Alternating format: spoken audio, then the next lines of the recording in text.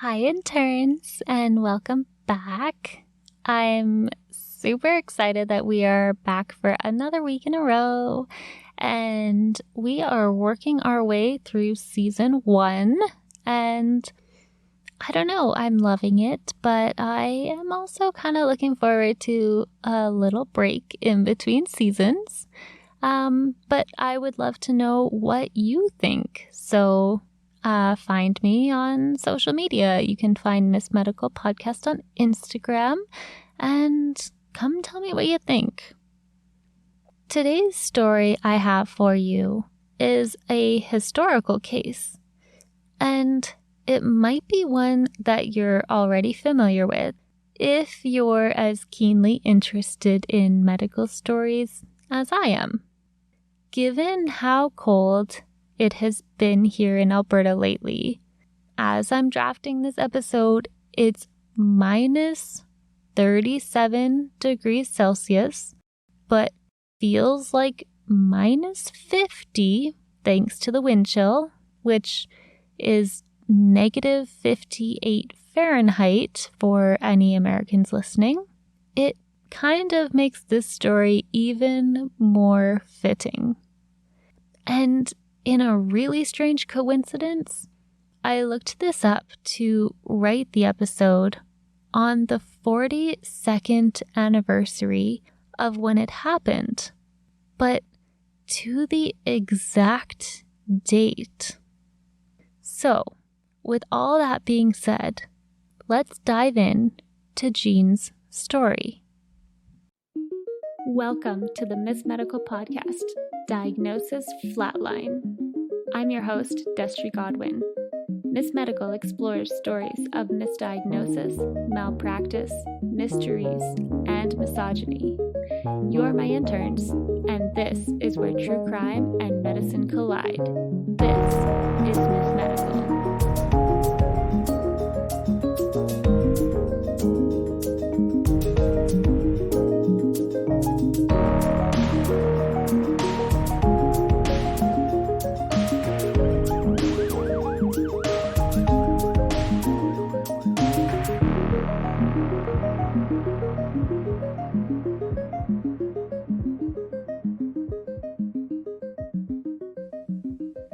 We have a saying at the hospital, and it's one that I've heard more frequently since the cold weather settled in here. And the saying goes, "You're not dead until you're warm and dead." And while that might seem odd and counterintuitive, as in don't people tend to get cold when they die rather than warm? It came around for a reason. And Jean very possibly is the reason for it. On a cold December night, just 5 days before Christmas, all the way back in 1980, Jean was a lively 19-year-old who lived in Minnesota, USA. She had been out that night with some friends, likely in the festive mood of the season. Around midnight, she decided to call it a night, got into her dad's Ford LTD, and headed off. I couldn't find any reports as to if Jean was drinking alcohol that night, but what we do know is that Jean's car hit a patch of ice on her drive back to her parents' house and slid into the ditch.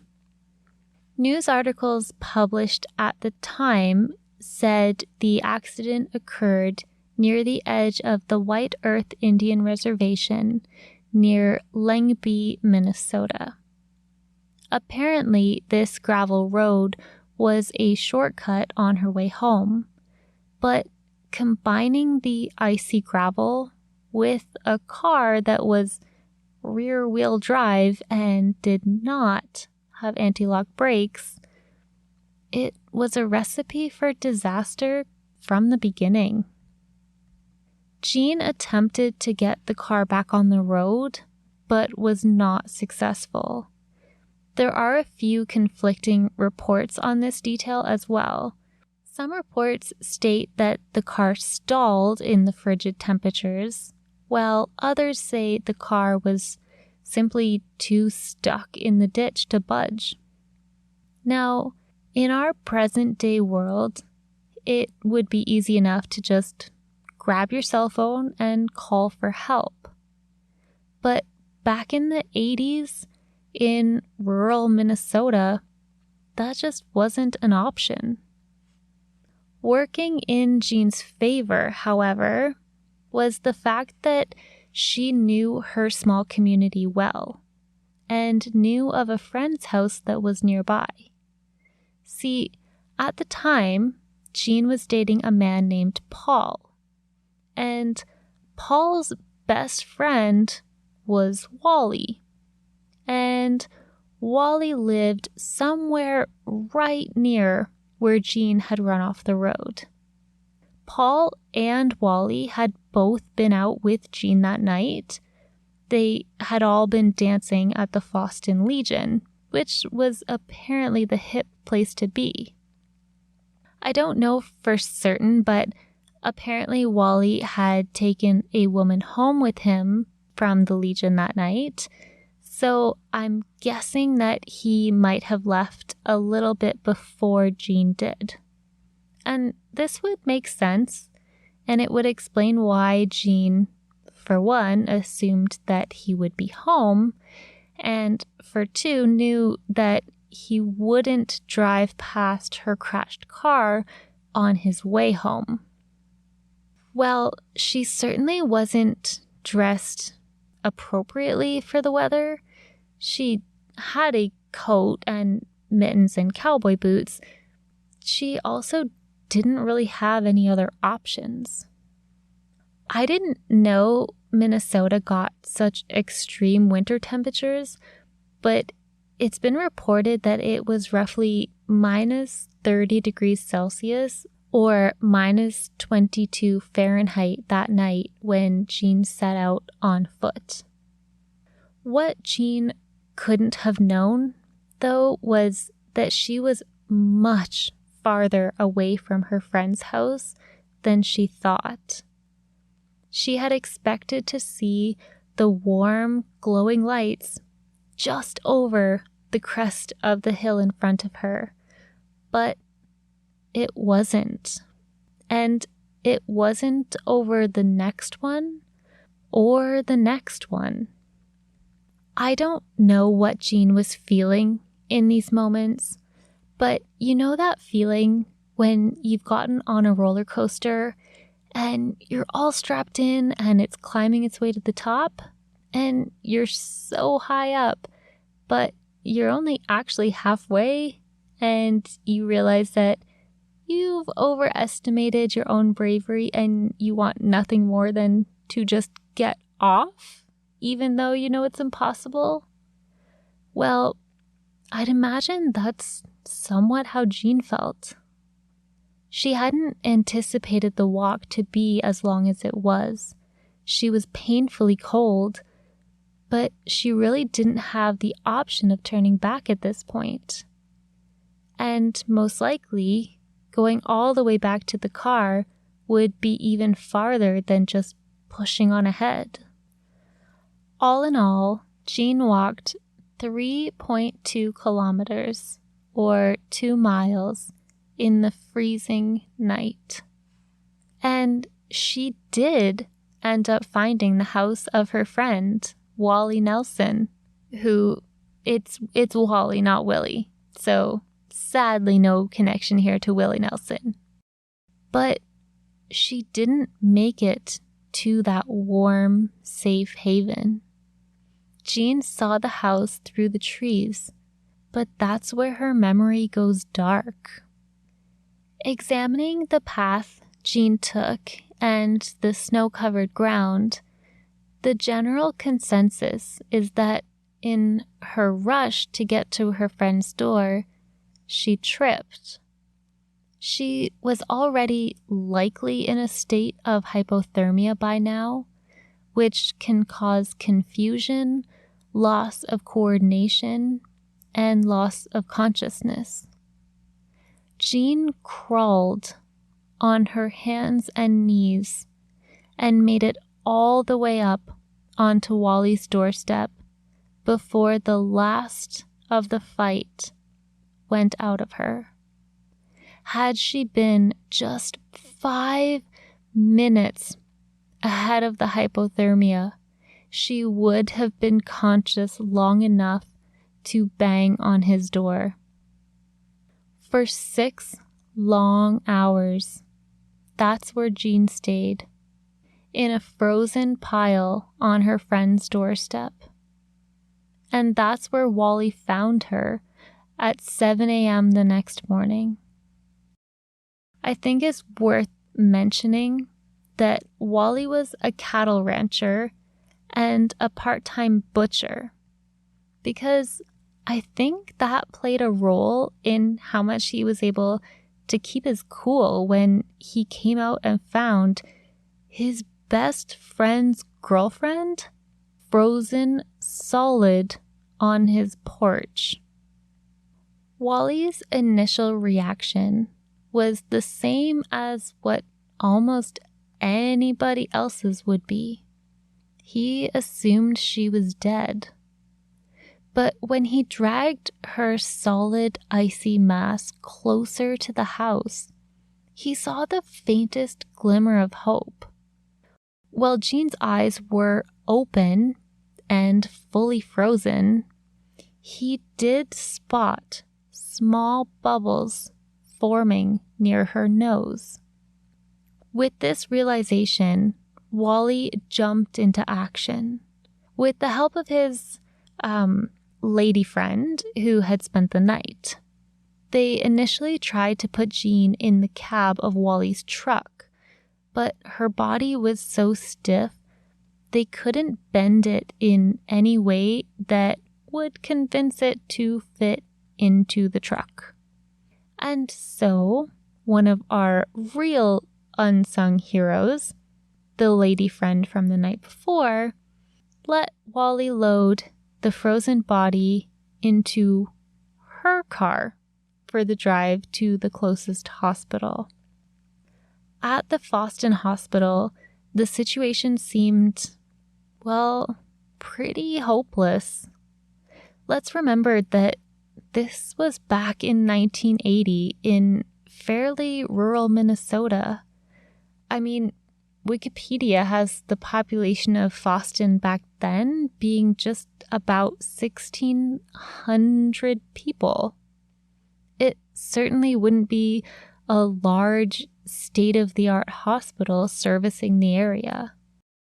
And Jean was frozen solid, literally. Staff attempted to insert a hypodermic needle.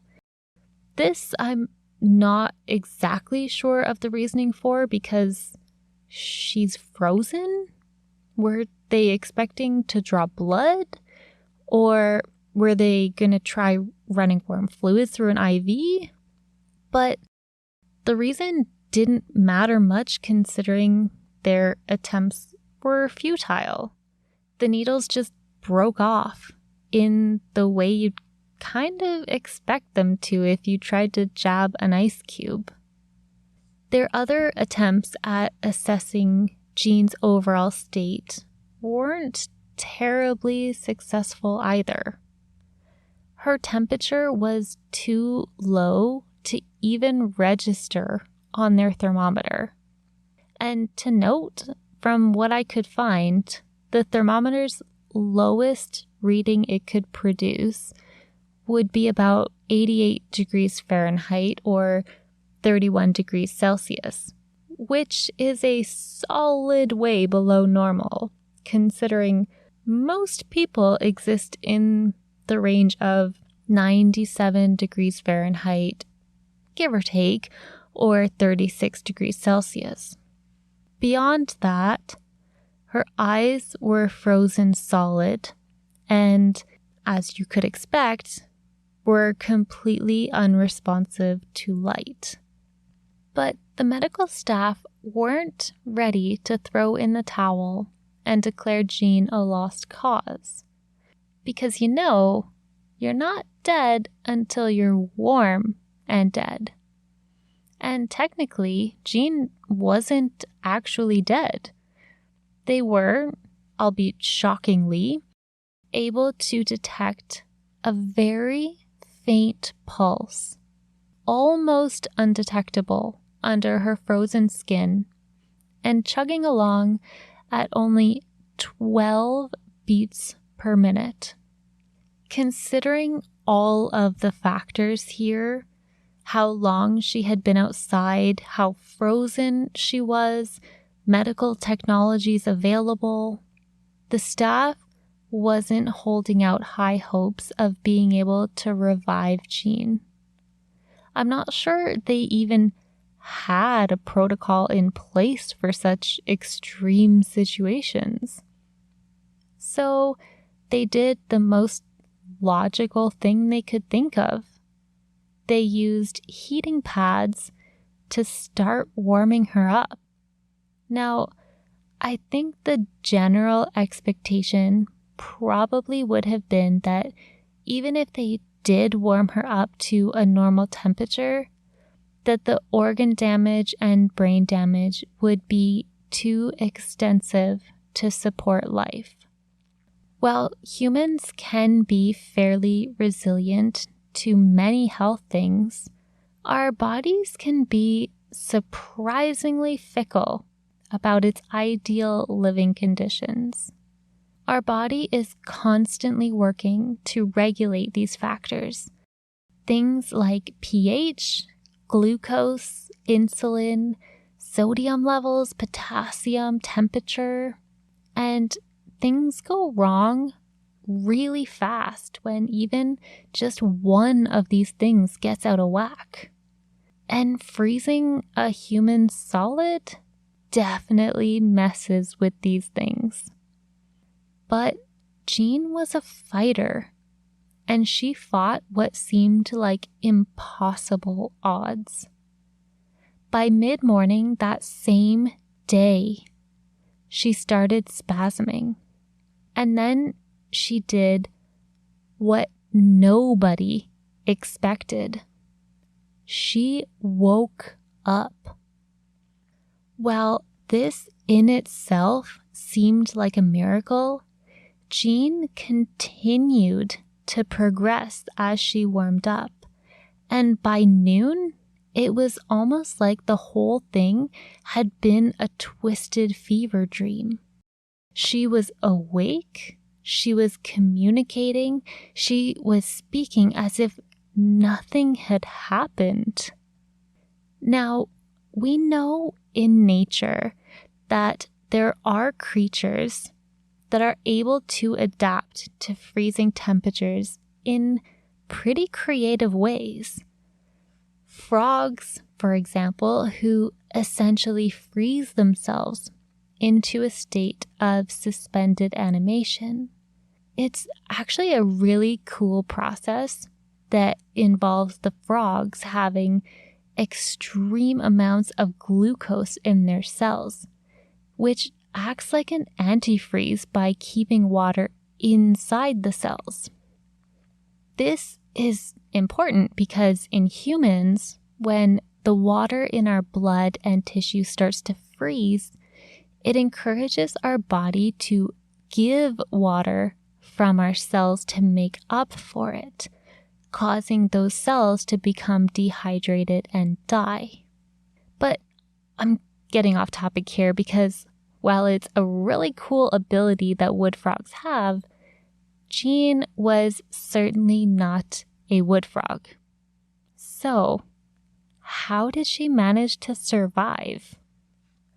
Well, when humans start getting cold or near a state of early hypothermia, our body tries to protect itself and our most important organs, our heart, lungs, kidneys, liver, etc.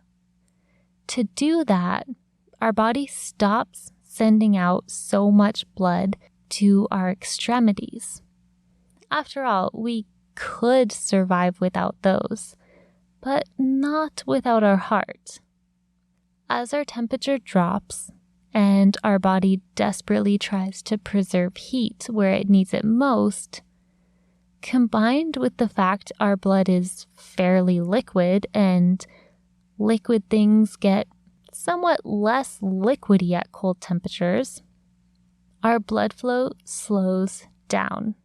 Circulation slows down. Heart rate slows down.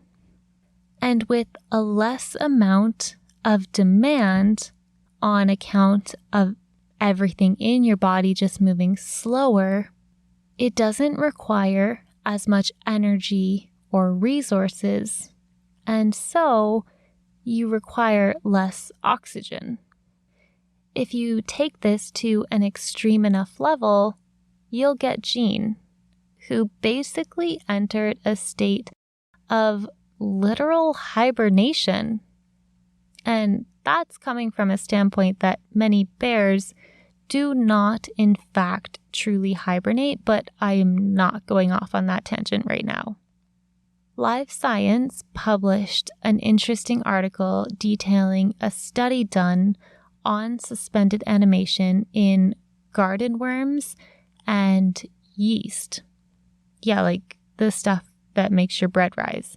And yes, that is like the weirdest combination of things to study, but if it gets the job done in the name of science, I'm here for it.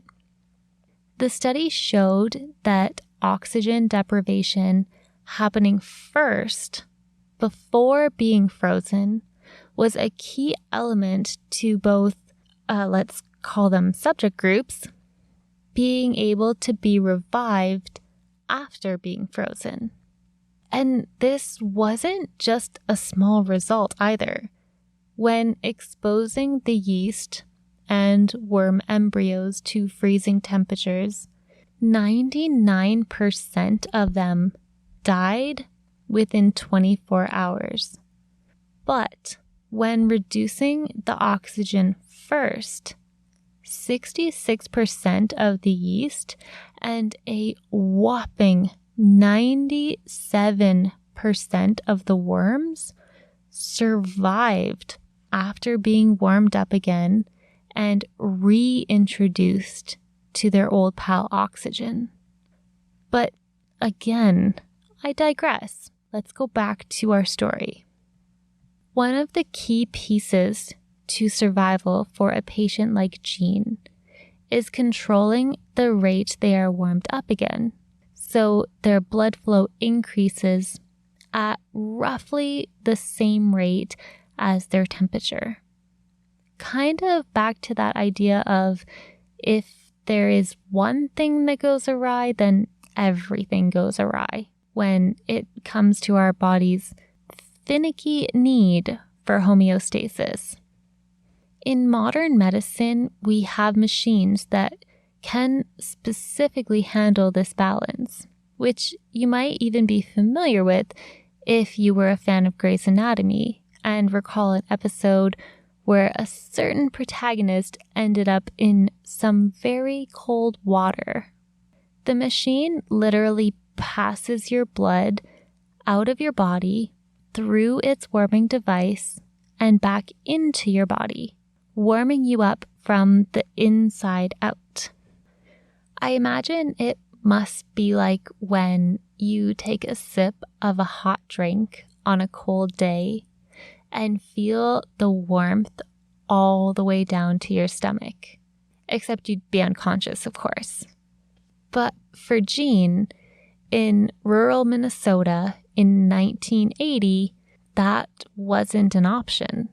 So while modern medicine has continued to successfully thaw out frozen humans, I think it's important to remember just how miraculous Jean's story is, being thawed out with nothing more than heating pads.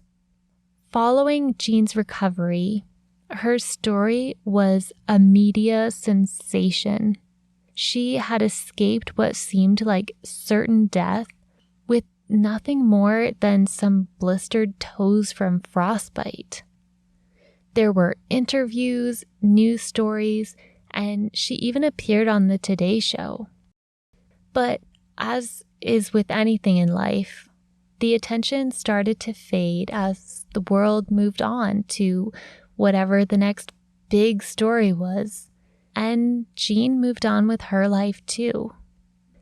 An interview I found from 2018 with Jean detailed her surprisingly normal life following her medical miracle.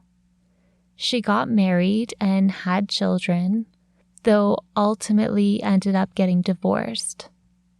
At that time, she was living in Cambridge, Minnesota, a few hours away from where the whole incident occurred, and was working at her local Walmart.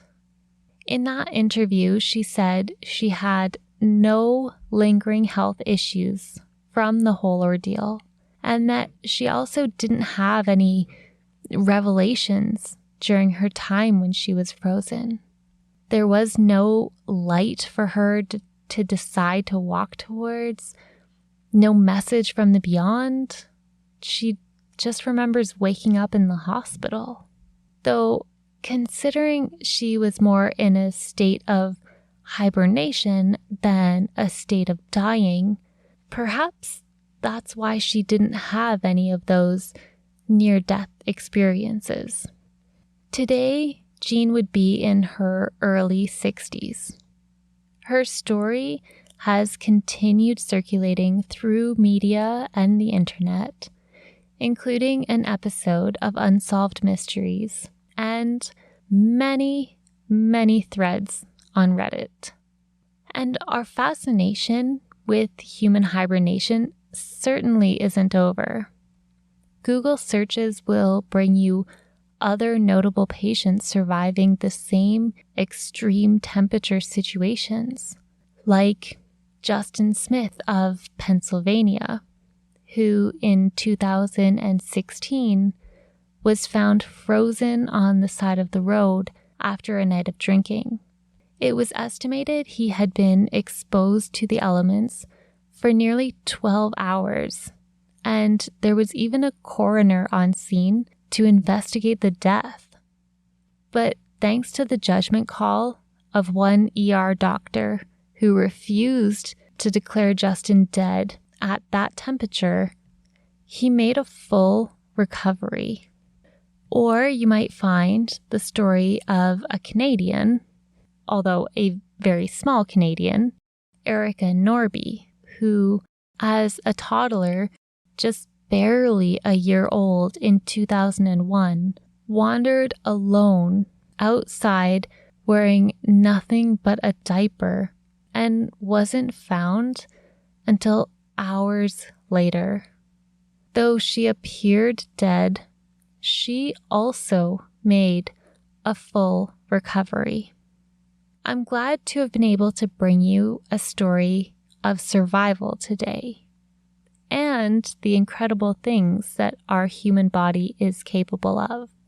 But if you were needing a sign to keep a winter survival kit in your car, well, consider this your flashing neon sign. Stay warm out there, interns, and we'll see you next week. For sources and additional show notes, follow the link in the episode summary to our website. If you'd like to see pictures related to the episodes and the Miss Medical podcast, you can find us on Instagram as Miss Medical Podcast.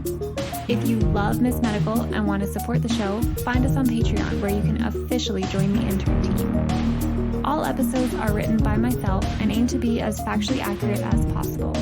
Music is an original composition recorded and produced by Jason Chamberlain. And of course, make sure you follow the podcast on your chosen platform so you never miss an episode.